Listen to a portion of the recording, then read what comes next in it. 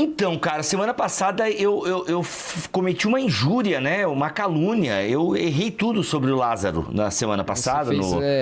Alguma coisa errada você fez.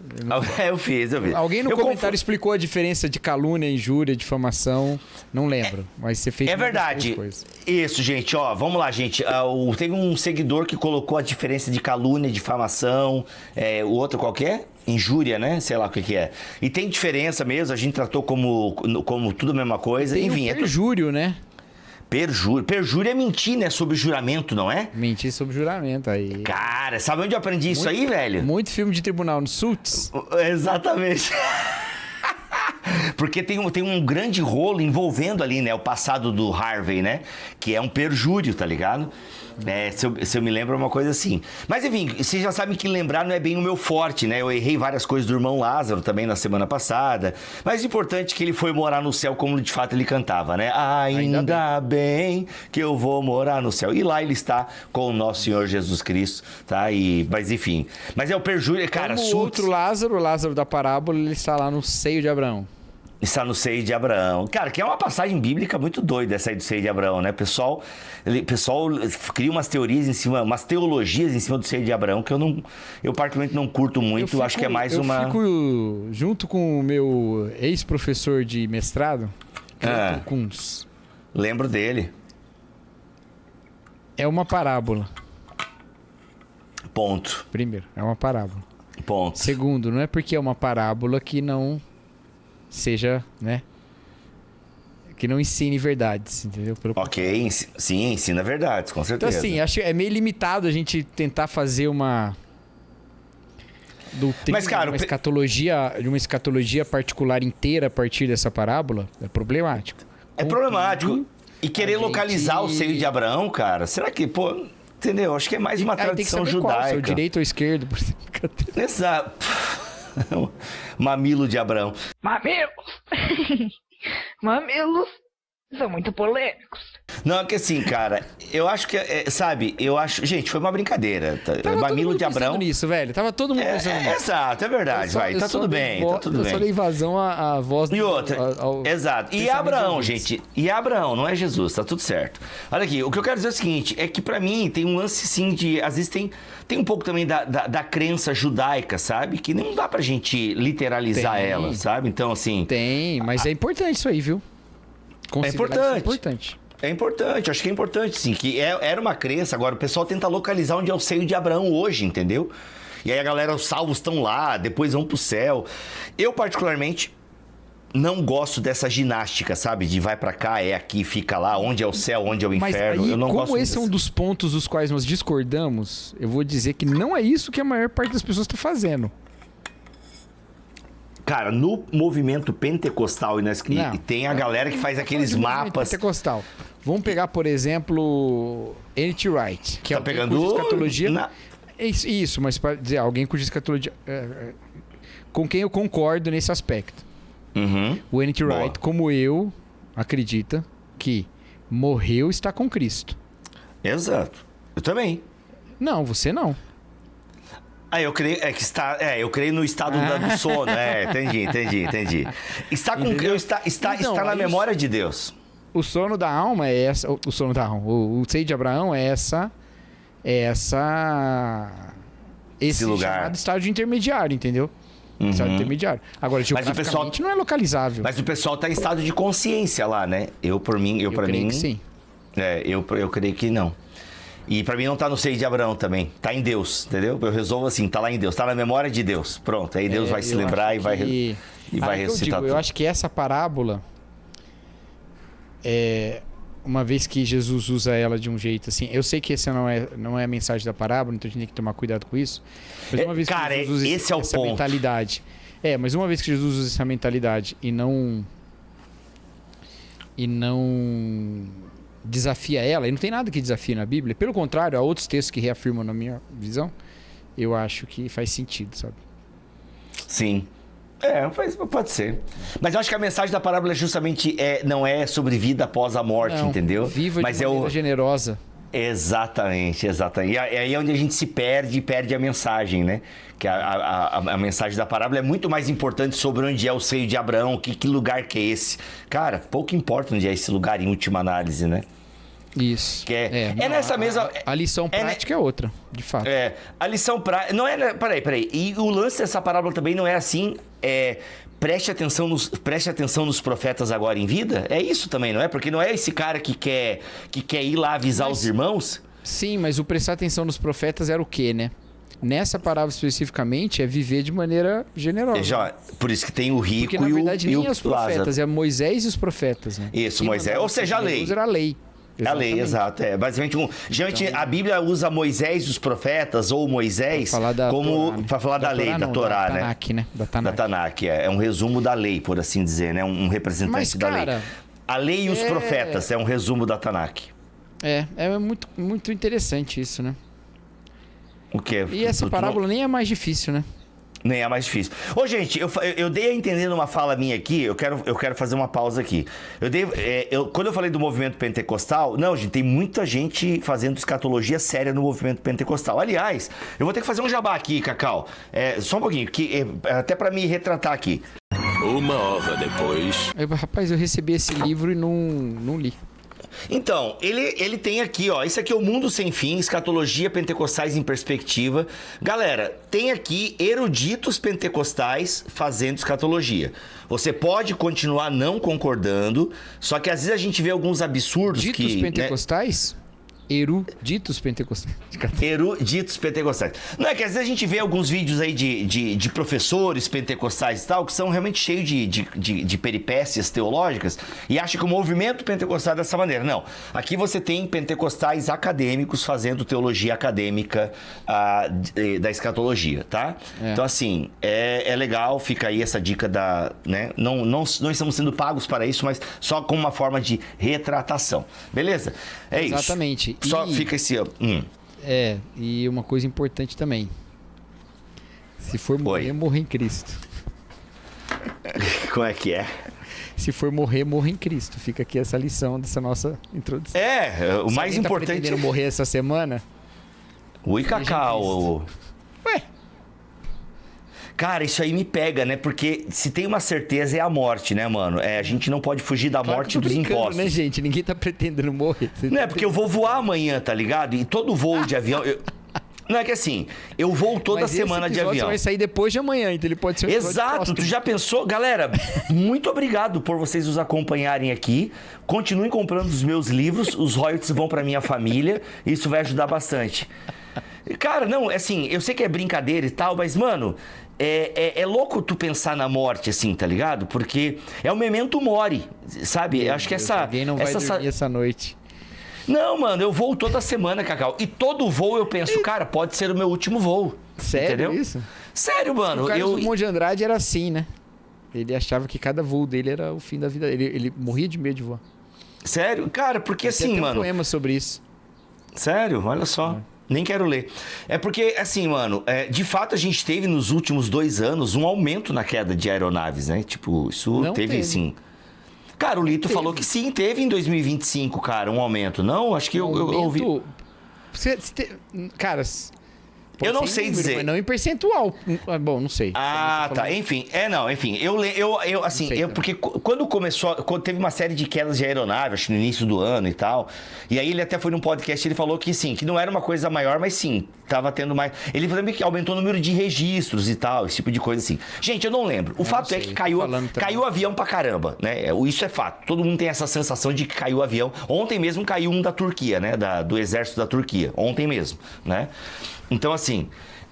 Não, assim, cai avião pra caramba, né, mano? Então, o que eu fico pensando assim...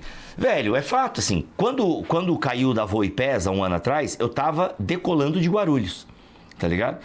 Então, assim... Mano, só que eu preciso voar, entende? Como milhares de brasileiros no Brasil e no mundo e tal. E a Força Aérea Brasileira, ou melhor, a ANAC e tal, a aviação brasileira, segundo o Lito, né? O Lito é o cara do Aviões e Música e tal. Ele elogia bastante, assim, o serviço da ANAC. Ó, achei. Achou, vai. Junho de 2025. Vou te deixar mais tranquilo, tá? Tá. Junho de 2025. Essa matéria aqui na CNN, Quando teve aquela queda do avião da Índia, lembra? Lembro. 42 mortos, acho que sobreviveu um cara, né? Mano, o cara saiu tipo super-herói das fuselagens, Saiu mano. Diz que foi, o cara saiu andando, maluco. Mano, isso é muito maluco. Eles entrevistaram um cara chamado... O sobrenome dele é De Bortoli. Ele falou assim, sobre a percepção de aumento de acidentes aéreos, De Bortoli esclareceu. Isso é junho desse ano, tá? Se a gente considerar o número absoluto, seja numericamente só vendo o número de acidentes fatais ou acidentes em geral, que aconteceram no ano de 2024, agora no ano de 2025, o número absoluto tem um pequeno aumento. Porém, existe um aumento grande da quantidade de horas de voo voadas e da quantidade de operações aéreas. Então, proporcionalmente diminuiu. Ok. Esse final eu que falei, né? Sim. Ou seja, teve mais quedas de avião? Teve. Consequentemente, mas também em consequência aumentou o número de horas de voo. Não é em consequência. Então, teve mais queda? Teve, mas aumentou muito mais o número de voos. Então, exato. Mas enfim, o lance é o seguinte, ainda que um avião cair é uma fatalidade, é uma sequência de muitos erros, né? Segundo o Lito fala, assim. Para um avião cair é uma sequência muito grande de muitos erros e tal. Mas, cara, pode acontecer, entendeu? Então, sempre que eu embarco assim, eu falo, mano, é isso aí, que Deus guarde. E é isso, né? Agora, tu já pensou tu ser o único sobrevivente de uma tragédia, mano? Você sabe como é que fica? Foi assim que eu perdi o medo de voar, né? O quê? Sabendo que tu vai sobreviver? Meu primeiro voo foi sozinho, tava sozinho. Foi um voo de Brasília pra Campinas. E o avião decolou. Mas pera assim, tu foi de carro pra Brasília? Fui. Ah, tá. Eu dirigia já, mas eu fui com a família, né? Eu não tava dirigindo. E aí eu tinha um congresso que eu ia participar. Eu não era nem pastor ainda, eu era um congresso de adoração que eu ia participar aqui em Sumaré. E aí eu voltei de avião antes da família, que a família ia ficar mais tempo. E decolagem e tal, aquele, né? Primeiro a decolagem, não tem jeito. Você fica com medo, você não sabe o que tá acontecendo, né? E aí eu fiquei o voo inteiro pensando o que aconteceria caso o avião caísse. E aí duas coisas aconteceram. Primeiro, eu me tranquilizei, eu já não tenho medo de voar. Segundo, eu descobri que morrer em queda de avião é uma das melhores mortes que existem. Eu não acredito nisso, cara. Que absurdo. Eu não te falei isso já? Já, e eu não lembro, porque eu dei assim, o meu cérebro olhou assim, besteira, deletou. Vamos lá. Galera, presta atenção. Presta atenção. Primeiro, disclaimer, eu não tô desrespeitando a morte de ninguém, porque qualquer morte, qualquer pessoa, por qualquer motivo, é muito dolorida para os que o amam, ok? Exato, ponto. É para quem fica... Eu olhando as possibilidades de eu morrer. Morrer em queda de avião é das melhores. Primeiro, é rápido. Segundo, tem seguro. Terceiro, tem um feriado nacional, luta oficial de 3 dias em sua homenagem. Certo? Tem isso. O país inteiro vai ficar em luto por causa da sua morte. Geralmente tem. Quando cai um avião brasileiro, tem luta oficial de 3 dias, geralmente. Quarto, você deixa uma boa história para os seus familiares. Lembra aquela queda daquele avião? Então, nossa, o meu filho estava lá, nossa, meu marido... Mas isso é uma boa história, Cacau? Que horror! Cara, é um quebra-gelo. Gente, imagina você tá lá, cara, comendo estrogonofe do Cacau. Não, pera. Deixa eu criar essa situação. Você está lá comendo estrogonofe do Cacau, que você ansiou, porque você ouve aqui. Você conheceu alguém que teve um familiar que caiu num grande acidente de avião? Eu não conheço ninguém. Cara, e ainda bem que eu não conheço ninguém. Que quebra-gelo horroroso. Não, eu não. Então, sabe aquele voo da Voipés? Então, meu marido e minha filha morreram naquele voo. Sabe aquele pai e aquela criança que viralizou? Cara, é o meu marido. História, cara, é uma história. Mas é uma história terrível. Cara, não, vou te falar porque eu acho uma história terrível. Porque, assim, a história nunca é só isso. A história é assim. E sabe, você não acredita qual foi a última mensagem que ele mandou pra mim? Foi te amo, tá ligado? Sei. A história sempre tem mais alguma coisa. Eu sei, mano, mas vamos pegar... Drama, a vida precisa de drama, a vida não é só romance, não. Mas, Cacau, eu sei que não, Cacau, mas assim, cara, eu digo que não é uma memória legal, como tu falou, uma história legal pros seus... Não, você falou que é uma... Não, você falou que é uma história legal pros seus familiares. Mano, qualquer morte não é uma memória legal. Essa aí pelo menos tem um ar de originalidade. Pô, Cacau, não dá. Não dá. Essa aí não. Acho que dessa aí, Cacau, a galera vai estar mais comigo do que contigo, Cacau. Acho que nessa aí... Provavelmente. Considerando a minha experiência, porque eu já falei isso algumas vezes em rodas de conversa. Eu ainda não encontrei ninguém que concorde comigo, mas eu tenho confiança de que eu vou encontrar. Cacau da massa, cacau da massa. Olha, vou te falar, mano. Porque, eu lembro das mensagens que a galera mandou no voo da United, né? Aquele que o pessoal, a tripulação conseguiu tomar conta do avião, cara, só que o avião caiu, né? Com os terroristas e tal. Aquilo me pega demais, aquelas mensagens lá, cara. Não vou entrar nesse assunto. Tá, porque pra ti tem outras coisas envolvidas ali? Esse voo exclusivamente, só esse, tá? Sim. Não tô falando dos atentados, nada disso. Esse voo exclusivamente. Não, eu tô dizendo da mensagem. Não quero entrar nos méritos da queda do avião, mas a mensagem de quem tá lá e não sabe de nada. Você chegou aí no Museu do 11 de Setembro, né? Não tive coragem, cara. Mano, eu não tive coragem. Vale muito a pena, viu? Sério, mano. Eu vou te falar por que eu não fui. Eu vou te falar por que eu não fui no Museu do 11 de Setembro. Primeiro que assim, eu cheguei lá, cara, no memorial, eu já dá um choque, assim. Dá um choque. É triste.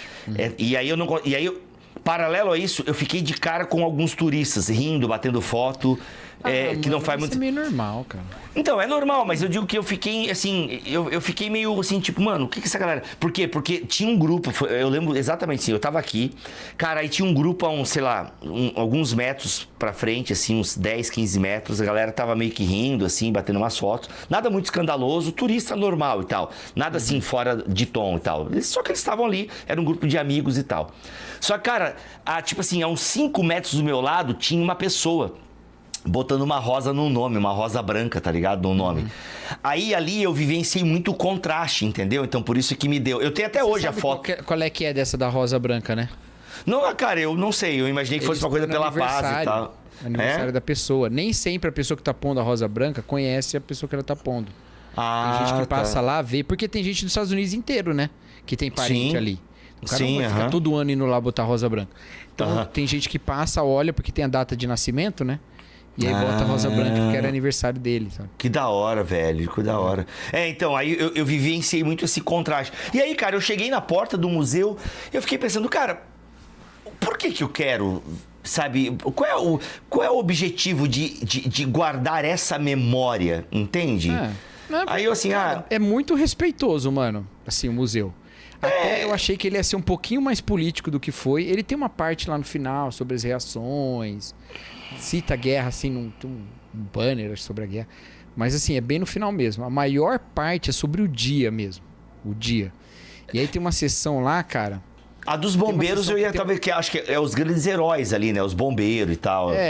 Tem também a questão... Tem um cara de bombeiro. Mas quer saber, ó... mas tinha vídeo dos terroristas. Tem uma sessão que aparece o rosto de todo mundo. Nossa. Todos os que morreram, assim. É um lugar com vídeo, né? É bem bonito, assim. E a parte que mais pega, velho, são as mensagens... Porque você falou de mensagem. As gravações de secretária eletrônica. Da galera que estava no prédio. Cara, tem uma que me cortou muito o coração. Que o cara liga pra casa pra avisar que ele tá na outra torre. Que não foi na dele. Não foi na minha, foi na outra. A gente tá evacuando aqui. E não deu tempo dele sair.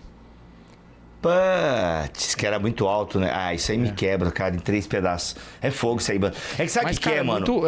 É um lugar assim, é muito triste, mas é muito respeitoso, assim, é muito... Não, eu imagino que seja respeitoso, cara. E talvez pros familiares... Um pouco mais solidário com a humanidade, sabe? Então, vamos lá. Eu não tive esse caminho. Porque, por exemplo, assim, quando eu penso no Memorial do Holocausto, eu nunca fui, talvez eu vá pra Berlim algum dia. O Tobias, nosso amigo, mora pela região. Tobias, leva o Bibo lá, cara. Então, na sua igreja em alemão, você traduz. Já pensou? Eu sei falar nada em alemão. Nossa, eu sei falar um palavrão. Auf Wiedersehen. Ok. Sei lá. Cara, o que acontece? Castelo Rá-Tim-Bum, isso. Olha aí, Auf Wiedersehen. As Aftas Zaden Dois Morheitsziden. Se você falar isso também. Aí, cara, o que acontece? Velho, vamos lá, tu pega o Memorial do Holocausto. Ele é um memorial no sentido, né, de lembrar que a humanidade é capaz de exterminar milhões de pessoas e, tipo, cara, a gente não pode deixar isso acontecer de novo, sabe? Então, o Memorial do Holocausto, ele é isso, assim. E ele é um reflexo, e ele é um lembrete para a humanidade, sabe? Que, assim, foi uma... né? Então, o que acontece? Já o 11 de setembro, cara, vocês estão querendo lembrar um ato terrorista, sabe? E que depois gerou mais violência, sabe? Cara, mas não é isso, tá? Não, eu tô dizendo que agora tu falando eu tô entendendo um pouco mais, mas na época, foi em 2017 que eu tava lá. A minha sensação foi essa, cara, por que eu quero guardar na memória Porque foram terroristas que fizeram isso. E eles não vão parar de fazer. Esse memorial pouco importa pra eles. Tá muito próximo, assim. Não, mas não é feito também pra evitar nada, não. Agora, eu fui no museu de Hiroshima, no Museu da Bomba.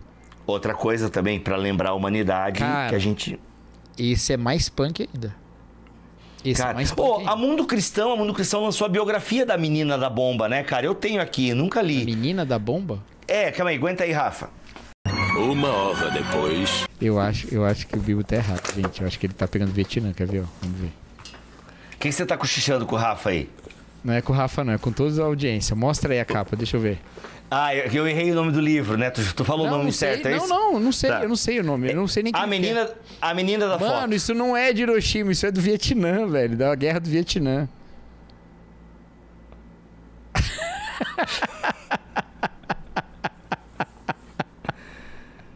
Era exatamente isso que eu estava falando com a nossa audiência. Eu acho que o Bibo tá confundindo. Gente, olha, eu poderia pedir pro meu editor cortar para eu não passar essa vergonha nacional de geografia, mas eu juro para ti, eu sempre... de história. Não, eu vou deixar. Eu sempre achei que essa foto fosse sobre a bomba de Hiroshima e Nagasaki. Deixa eu falar uma coisa sobre isso e a gente chama a vinheta. Existem pouquíssimas fotos do dia da bomba de Hiroshima. Tinha um fotógrafo lá, cara, que sacou a máquina, mano, e tirou tipo umas 5 fotos, cara. É isso que tem. Numa ponte que a galera tava ali. Cara, é terrível, mano. Terrível. Mas você não tirava e via como ficou, né? Tinha que revelar depois. As fotos estão tudo zoadas. Mas é isso, vamos lá. Vem a vinheta, o Bibo ficou chateado. Não, eu tô chateado, cara, com a minha burrice histórica. Mano, eu tô chocado. Acho que vamos cortar, né, mano? É muita vergonha, né? Não, deixa aí. Cara, todo mundo tem, velho. Eu acabei de falar que eu gostaria de morrer numa queda de avião. Mas pelo menos tu ia passar no Enem.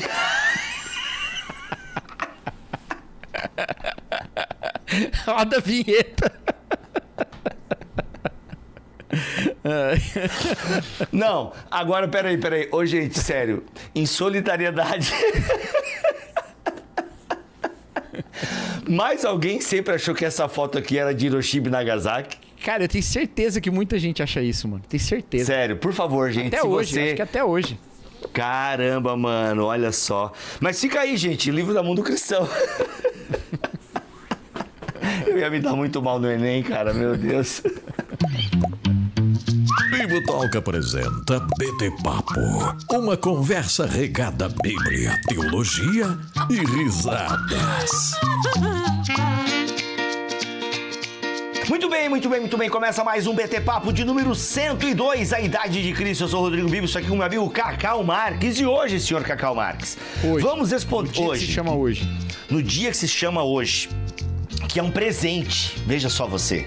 O dia que se chama hoje é um presente. Então, viva esse presente. Faça valer, como Jack disse a Rose antes de o Titanic afundar. E a pergunta diz o seguinte: você acha que todo pastor tem que ter estudado teologia ou ter feito curso de teologia? Então a pergunta para o Rafa colocar na tela é: todo pastor precisa estudar teologia? Fica aí a pergunta, tá na tela, você tá olhando para essa pergunta. E vamos lá, senhor Cacau Marques, você que é pastor, professor, podcaster e historiador e tem gostos estranhos pela morte, você acredita que todo pastor deve estudar teologia? Muito bem. Sim. Todo pastor deve estudar teologia. Now the world don't move to the beat of just one drum. What might be right for you? Cara, não tem pra onde correr, entendeu? É a mesma coisa que perguntar. Sei lá, o que eu poderia dizer? Todo médico precisa estudar medicina? Vamos lá, vamos dar um exemplo assim, cara. Já pensou se alguém chega pra... Você precisa estudar nutrição? Exato. Inclusive, já pensou o médico... Viu aí no último, os nutricionistas escreveram um comentário aí, mandar pergunta pra eles. Boa, olha aí. Vocês depois vão mandar lá na caixinha. Boa, muito bom. Galera, imagina um médico chegando na sua mesa de cirurgia e dizendo o seguinte... Imagina, vai lá, Cacau. Você acabou de sobreviver a uma queda de avião, você chegou no hospital, entendeu? E aí o médico, tudo bem, senhor Cacau Marques, eu sou Dr. Juliano, sou formado em Grey's Anatomy com um pós em Dr. House. Não dá, você não vai querer. Então por que a gente aceita um pregador sem teologia? Vamos lá, eu acho que uma coisa que eu tava pensando, porque até nesse canal, eu coloquei uma pergunta parecida sobre se todo pregador precisa estudar teologia. Acho que é uma pergunta muito próxima.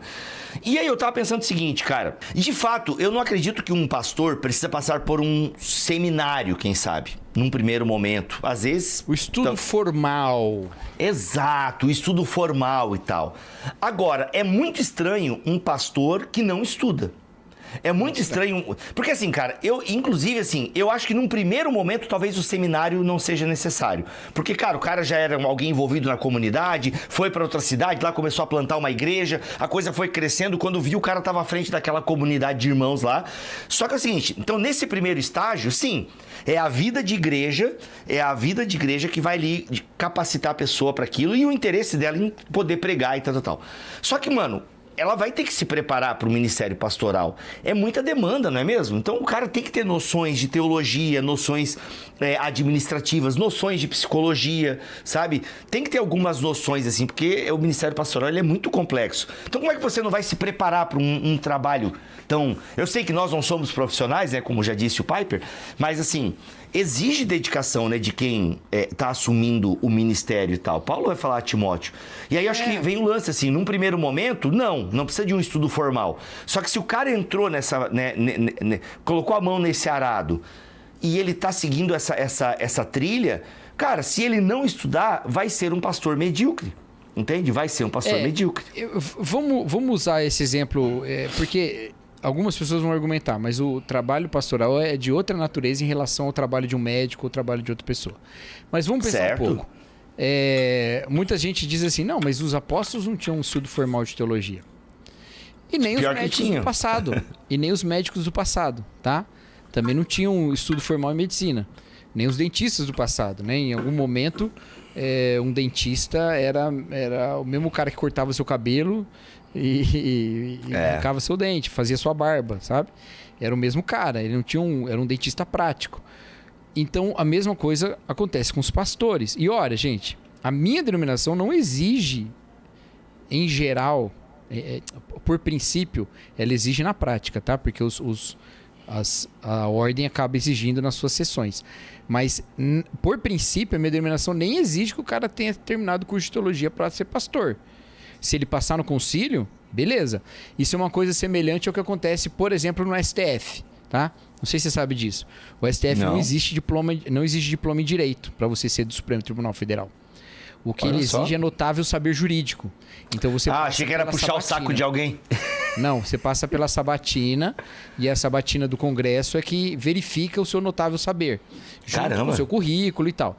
Tanto que a gente já teve no Brasil um médico que foi do STF. Inclusive, depois ele não passou na sabatina e foi cortado. Mas ele teve... ele já teve médico. Olha só. Mas na prática, não se reconhece esse notável saber se o cara não fez direito. Entendeu?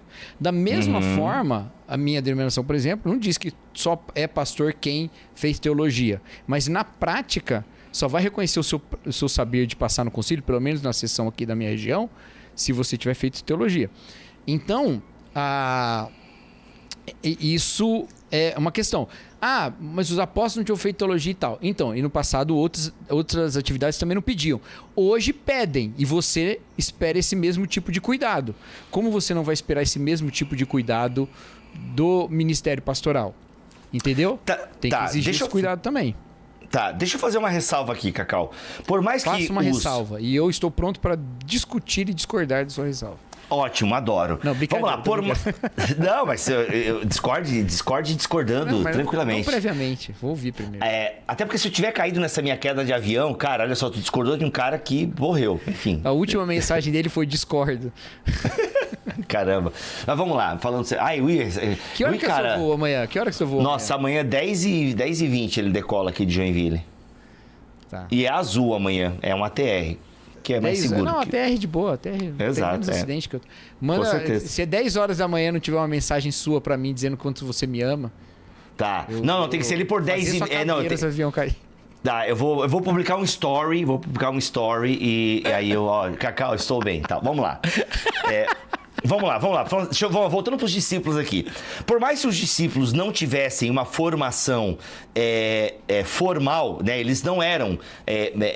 Eles não estavam aos pés de um rabi, mas em última análise... Academicamente treinado. Mas em última análise eles passaram 3 anos aos pés de um rabi, né, mano? Lógico, então, mas, mano, então assim... Passa para a próxima geração. Entendeu? O problema do argumento é esse. Exato. A gente pode argumentar isso e a pessoa vai falar, tá, e Clemente? Entendeu? Exato. Não sei se Clemente chegou a encontrar com Jesus, acho que não, né? Mas ele vai acrescentar alguém, entendeu? Então não adianta. Sim. Cara. Não adianta. Então esse é o lance. Seguinte, existe hoje uma certa... É igual profeta. Não é igual profeta, não. Esquece isso que eu falei. É igual... existe hoje uma série de recursos oferecidos para melhorar o trabalho pastoral. Sim. Como é que você diz que leva a sério isso, mas não quer fazer esse tipo de caminhada, sabe? Assim, eu não estou dizendo que aqueles que, estando no ministério sem teologia durante um bom tempo, fazendo um ministério que é reconhecidamente bom, precise necessariamente voltar ao seminário agora. Mas ele precisa estar sempre estudando teologia, entendeu? Ele atualizando. Isso, precisa se atualizar. Atualizando, e não só atualizando, se aprofundando também, porque atualizando parece que é pegar as últimas discussões. Mas, cara, a gente é defasado em discussões que são antigas. Entendeu? Cara, é isso que eu digo, sabe? Igual eu respondi no meu vídeo que eu postei na quarta-feira. Eu postei na quarta-feira um vídeo. Cara, você pode pregar sem teologia? Pode, né? O pregador é aquele que é cheio do Espírito Santo, teve encontro com Jesus e fala daquilo que viu, ouviu e tal. Agora, poxa, por que não estudar para pregar, sabe? Por que não estudar? Por que não se preparar? E assim, sabe? Pelo por que menos para aquela pregação você vai estudar, mano. Exato. Cara, que tem gente que nem isso, cara. Tem gente que basicamente... E aí tá errado em qualquer contexto. Exato, com certeza. Sabe, então assim, o ministério pastoral, sim, ele depende do desejo da pessoa em querer servir a comunidade, depende da comunidade reconhecer talentos nesse indivíduo, né? Porque o dom pastoral se manifesta nessa pessoa e esse dom é reconhecido pela comunidade. Olha, percebemos que você tem esse cuidado, esse talento, quando você ensina, quando você pastoreia, enfim. Então, tem uma predisposição um pouco natural, né? Da vontade do indivíduo e desse reconhecimento com a comunidade. Cara, agora, como várias coisas na vida, você vai o quê? Aperfeiçoando com treinamento. E o treinamento do pastor passa pelo estudo da teologia. Seja num seminário, seja num bacharel em teologia, né? Enfim, onde você for... Eu até entendo que haja formas de ensino não formal de teologia que levam pessoas a estarem até melhores do que alguns formados. Com certeza. Seminário. E eu não estou dizendo que essas pessoas não podem ser pastor, mas deixa eu dizer uma coisa. Isso é exceção da exceção. Tá, explica, eu não entendi essa tua fala. Como assim? Tá dizendo que seminários não reconhecidos pelo MEC não são bons? Como é que é? Não entendi. Não, eu tô falando o contrário. Tem gente que... Tá. Eu nem trouxe o MEC pra jogada. Tá, eu acho que eu entendi errado a tua fala. Volta aí, vamos lá. Seminários reconhecidos pelo MEC ou não são instituições de ensino formal de teologia, certo? Isso, beleza. Certo. Eu sei e entendo que haja pessoas que não se formaram no seminário, qualquer instituição de ensino formal, mas aprenderam teologia pesquisando e orientados por pessoas que entendem muito e que isso faz com que eles saibam mais, às vezes, do que alguns formados. Entendo tudo isso. Ok.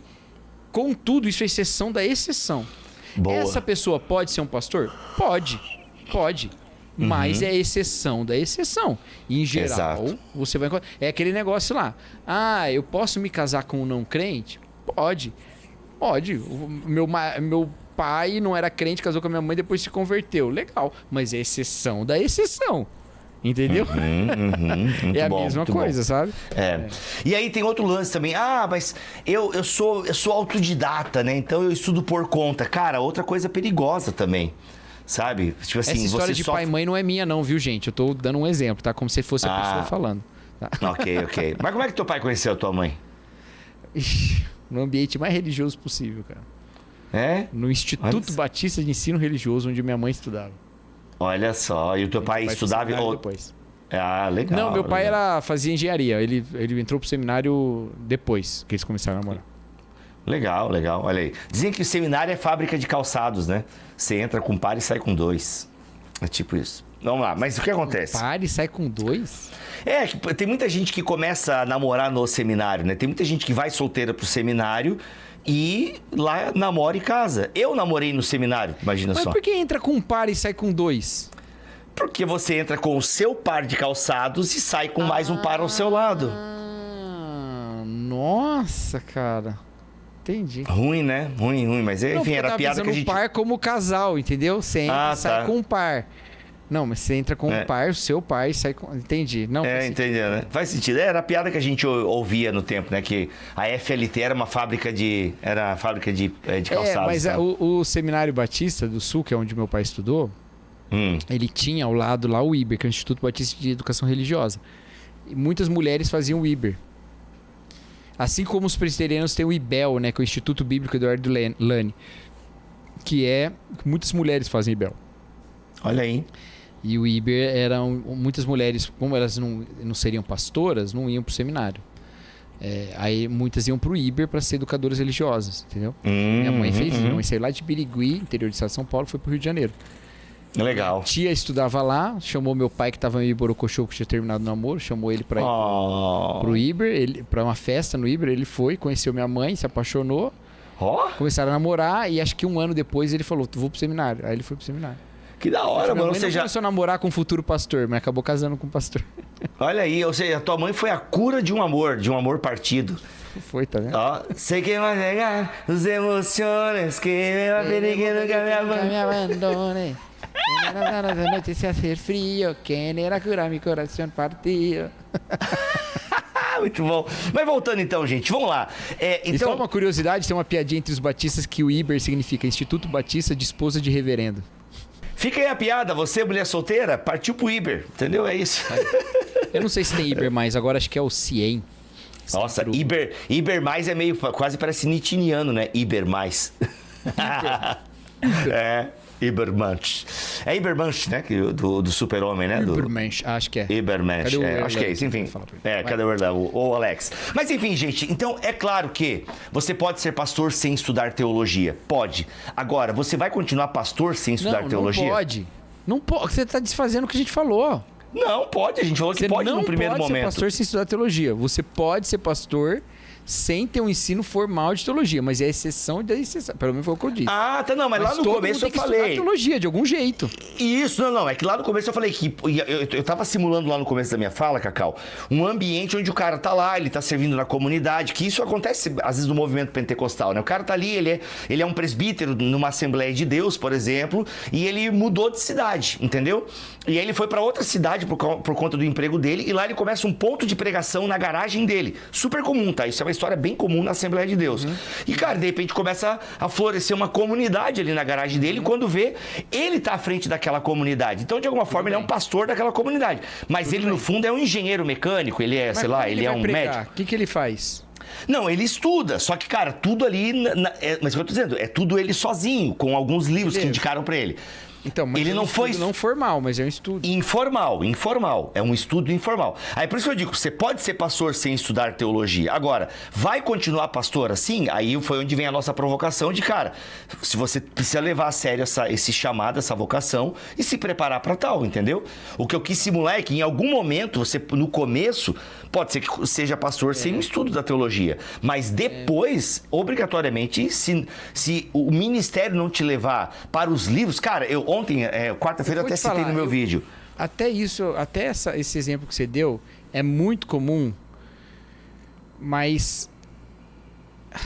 Cara, não, eu vou acabar cometendo um...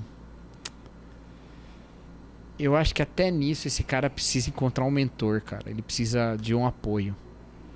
A não ser que ele esteja absolutamente largado, distante, sem nenhum contato. Não, cara, tecnicamente, nos exemplos que eu conheço, sim, ele tem meio que o apoio da igreja mãe, entendeu? Tem que ter. Mas é um apoio, assim, moral, financeiro em algum aspecto. Não, tem que ter instrução, tem que ajudar. Porque, cara, mas dar errado... E assim, se começa errado, pode até melhorar pra frente. Mas também é exceção. Não, mas é que tá, Cacau, errado, mesmo... vai carregar os vícios. Sim, mas, Cacau, mesmo que tenha um instrutor, um mentor, ainda assim é meio informal, entendeu? Não, tudo bem, mas o informal, tudo bem. Eu tô falando do estudo. Sim, tem que ter o estudo, entendeu? Mas muitas vezes não tem. E aí, o meu lance é o seguinte, vai procurar o estudo depois? Tem que procurar. Porque daí até eu cito o exemplo do Spurgeon, né? O Spurgeon falando sobre Paulo. Mano, Paulo era inspirado, mas queria livros, sabe? Foi até o terceiro céu, mas queria livros. Escreveu boa parte do Novo Testamento, mas queria livros, sabe? Queria livros que outros escreveram. Como é que é? Queria livros que outros escreveram. Exato. Então, assim, né, os livros e os pergaminhos. Então, assim, mano, cara, se Paulo estudava, se Paulo se preparava, né, para sua missão, imagina nós, velho. Excelente. Entende? E Paulo ainda é um grande exemplo, porque o cara ainda fazia tendas também, sabe? É um cara que ainda fazia tendas, então, que não queria ser pesado. Foi até a casa de Deus, mas fazia tendas. Vou. Ai, meu Deus. Mas, enfim, gente, é isso, sabe? Então... volta e meia eu recebo, Cacau, no meu Instagram, pessoas que comentam, poxa, o meu pastor não incentiva o estudo da teologia, a minha igreja não incentiva. Eu lamento muito por isso, galera. E assim, e vou dizer pra vocês, igrejas que têm essa pegada, a tendência é perder membros, tá? Porque se a pessoa... Sinceramente, galera, não tem nenhum motivo pra nenhum pastor falar pro crente não estudar teologia. Nenhum motivo. Bíblico e sadio? Nenhum. Nenhum. Tá? Não tem nenhum motivo mesmo, cara. Não tem motivo lícito, não tem nenhum. Só motivos escusos mesmo. Que daí eu vou trazer aqui a frase que o Cacau já falou uns programas atrás, já repetiu. Que qual que é, Cacau? Que é essa frase que é muito boa. Cara, eu sou cheio de frases boas, não sei. É verdade. Não, e é mesmo. Isso aí tu pode se orgulhar. Não, que tu falou assim, cara, só vai em mim. Como é que tu falou? Exato. Quem tem medo de pergunta? Quem tem medo de perder uma estrutura baseada na mentira? Quem não tem medo, porque sabe que a verdade é melhor, e até quer saber a verdade, porque quer basear na verdade e não na mentira, não tem medo de pergunta. Cara, então, vamos parar, para. Ô, Paulo Júnior, para aí, Paulo Júnior. Tá igual o Paulo Júnior, fala umas paradas muito profundas e segue, a gente fica atropelado lá no caminho. Cara, não, que tu falou uma parada agora que é muito legal, e é legal a gente digerir isso com calma, que tu acabou de falar. Põe na tela, Rafa, põe na tela. Já que tu tá sem trabalho nesse episódio, põe isso na tela, Rafa, vamos lá. Só tem medo de perguntas quem tem estruturas baseadas em mentira. E que dá para aplicar para a questão da teologia também. Pastor ou ministérios que não incentivam o estudo da teologia, eles estão com medo que você descubra a verdade, sabe? A verdade é essa, assim. Não, então, assim, às vezes o cara, o que eu digo, né? O cara aprendeu assim também, né? Aprendeu de alguém. Exato. E aí esse aprendizado de alguém foi nesse sentido. Não, porque é uma igreja que promove muito essa cultura, por exemplo. Não, aquele irmão lá, olha o que ele tá causando, tal, ficou ouvindo Nicodemos agora na internet, ficou desse jeito, né? Ficou estudando, olha como é que ele tá. E aí você não tá tratando o ponto que o cara tá trazendo, que é, vocês estão pregando heresia. O que você tá criticando olha como ele tá criando divisão. Tá, mas tem divisão que tem que criar mesmo, né, galera? Tem divisão que tem que criar, né? Porque não dá pra ficar Pera, que aí tu tocou num negócio que a gente tem que abrir uma aba aqui. Tô bem disposto a... Não, aí porque é o seguinte, vamos lá. O que eu falei, a minha fala, ela parte do pressuposto seguinte, ela tem esse cenário. Uma igreja que não promove estudo da teologia, é uma igreja que só você não tem o incentivo de se ouvir outros pregadores, só os da casa, e é aquela coisa fechada em si mesmo. Tipo uma seita mesmo, entende? Então o pastor ou os pastores, enfim, não incentivam você a ler nada que não seja da denominação, a não ouvir ninguém que não seja da denominação. Isso é muito perigoso, é isso que eu tenho em mente. Agora, o que o Cacau fala tem uns pontos que eu gostaria de abrir, porque eu vi muitos pentecostais ouvindo Nicodemos ou outros reformados e ir para sua comunidade, não porque o pastor estava pregando heresia, mas porque o pastor estava pregando a doutrina pentecostal, que tem base bíblica, mas o cara acha agora que o movimento reformado é o certo e tá certo. Eu vou defender isso aí é caras. Outra coisa. Eu vou defender esses caras. Quais caras? Ainda esses caras. Tá. Que viram Nicodemos na TV e foram pra igreja. Sabe por que eu vou defender eles? E ó, que eu não sou calvinista, hein?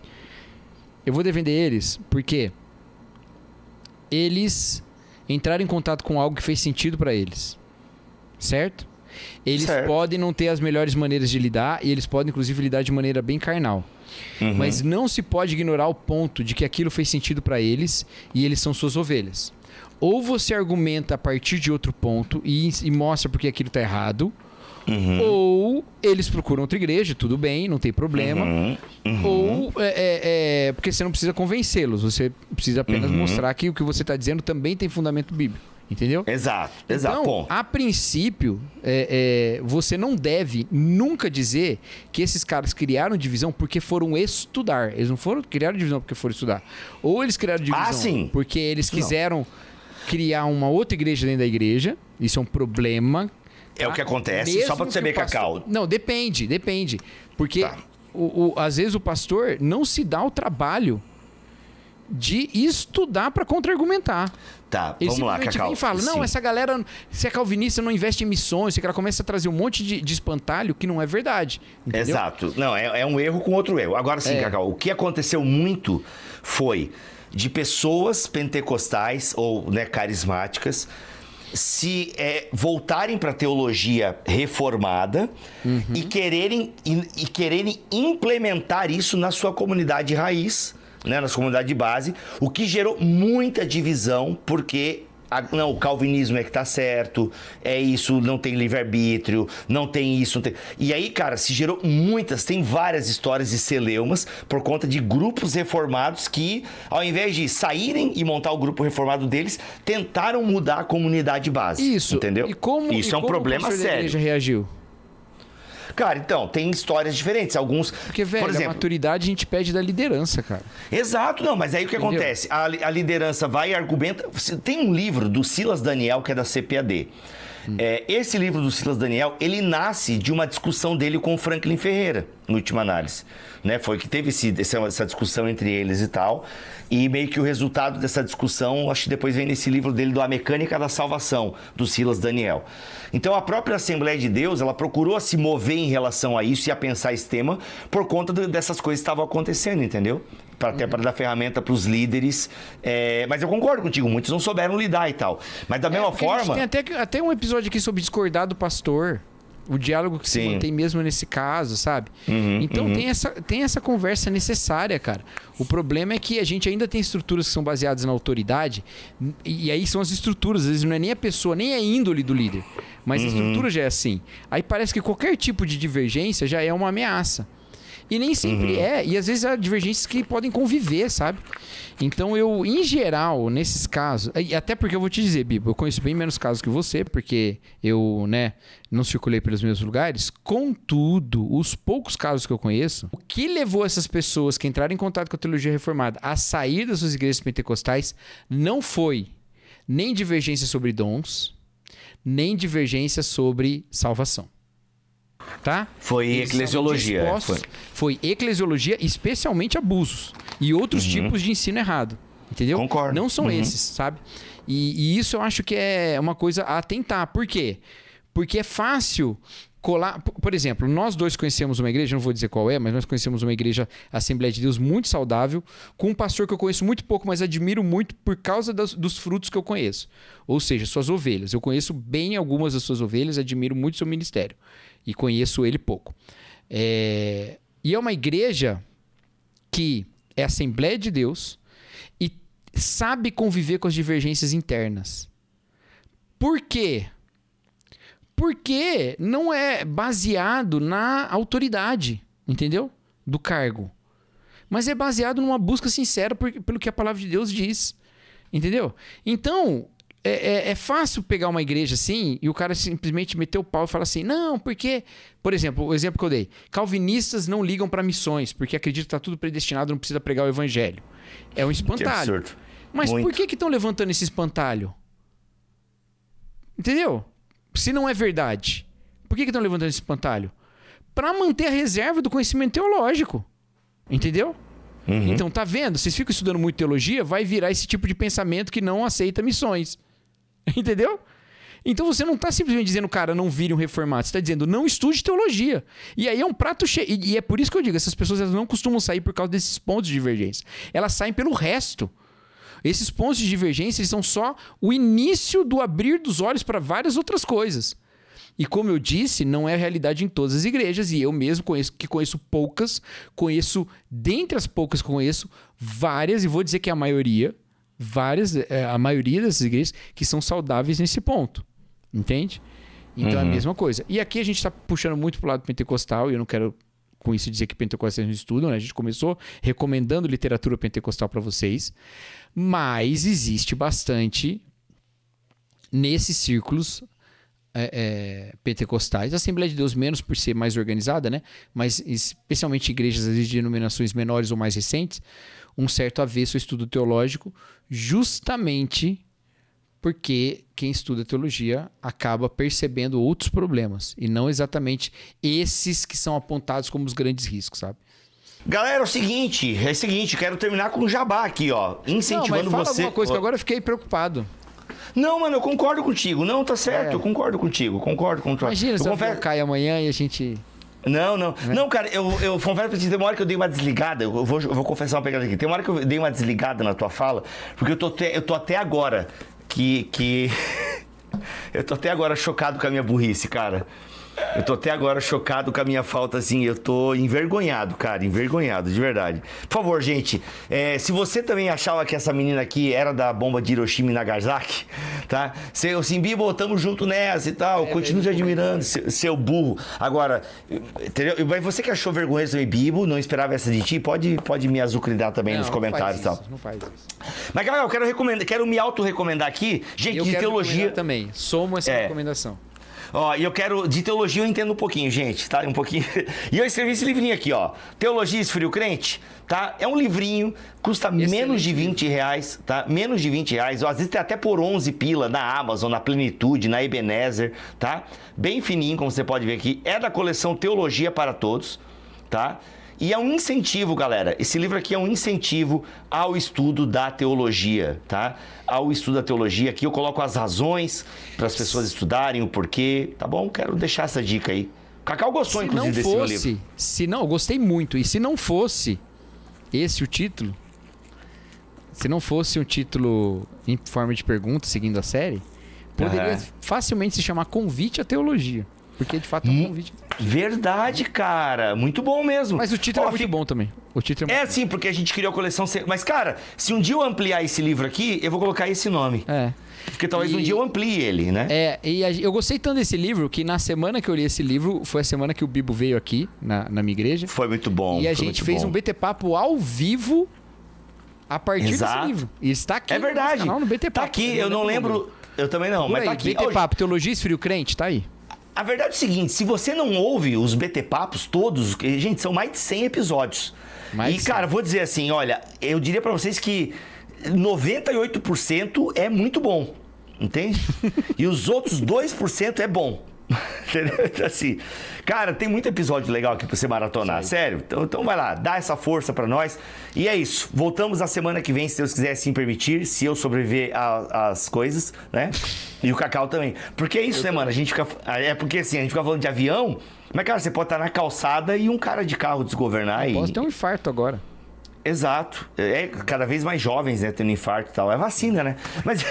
Cada vez mais jovens têm infarto e a gente tá ficando cada vez mais velho, né? Então, uma hora a gente se encontra. Exato. Gente, o Bibo tá brincando sobre vacina, viu? Por favor. Claro, por favor, gente. Todos nós somos vacinados aqui. Todos nós. Quantas vacinas você tomou? Eu tomei 2. Eu sou vacinado contra a Covid, sou vacinado contra sarampo, poliomielite, contra a heresia, contra crente chato. Sou vacinado, tenho muitas vacinas, né? Eu tenho muitas vacinas, muito bom. Aliás, eu fui levar minha filha pra vacinar, cara, em algum momento desse ano. Cheguei lá e eu tive que tomar 2 também, mano. Uma de hepatite lá que tava atrasada e outra não lembro o que agora. Mas saí de lá picado também. É bom ter vacina de hepatite em dia, porque hepatite é uma doença muito chata. Nunca tive, mas é bom, tô em dia. Gente, Deus abençoe todo mundo. Voltamos a terça-feira, hein? Aliás, Cacau, deixa eu dizer assim, aqui, ó. Vai ter terça-feira começa uma sessão de 3 BTcasts, Cacau. 3 BTcasts, tá? Eu, Guilherme Nunes, Cíntia e Luiz, falando sobre a nova obra do N.T. Wright. Cara, sério, serão 3 episódios, tá? Terça, quarta e quinta. 3 conchadas de frango. De onde é isso? Cara, você nunca viu esse vídeo. Você precisa... Não. Me manda. Meu, tu rateou de não ir na escola hoje, meu. Tu rateou. E hoje que você não foi, teve chuchu ao molho branco, iscas de frango, arroz e feijão e banana na sobremesa. É muito bom isso, cara. Lá na minha escola era só macarrão com carne moída na minha escola, mas tudo bem, tá gente. Bom já? Tá bom, tá bom. Era só pão com carne moída. Olha só. Tchau, gente. Beijo. Deus abençoe. Fiquem todos a paz do Senhor Jesus. Valeu, gente. Ô, meu, tu rateou em ter faltado a aula, parça. Tu rateou muito, meu. Ô, logo hoje que tu faltou, feio, foi chuchu ao molho branco, iscas de frango, arroz e feijão, salada de tomate e o banana na sobremesa. Mano, tu rateou, cara. Velho, eu e o Cauê, a gente comeu 3 conchas de galinha, feio. Ô, a primeira tia serviu lá pra gente só 2 conchas, né? Mais 2 pedaços de galinha, assim, né? Pra cada um. Aí, beleza, fomos. Aí, quando a tia saiu do bagulho da concha lá, aí, quando ela ia se sentar, a gente correu, pegou a concha e tacou-lhe 3 conchadas de galinha, feio. Ô, 3 conchadas de galinha, meu. Repito, 3 conchadas de galinha. Tinha que ver. Ô, saímos de lá embuchado, meu. Pode perguntar pro Cauã se tu quiser, meu. E pode ver no cardápio na segunda se tu quiser, meu. Foi iscas de frango, cara. Perdeu, meu. Perdeu.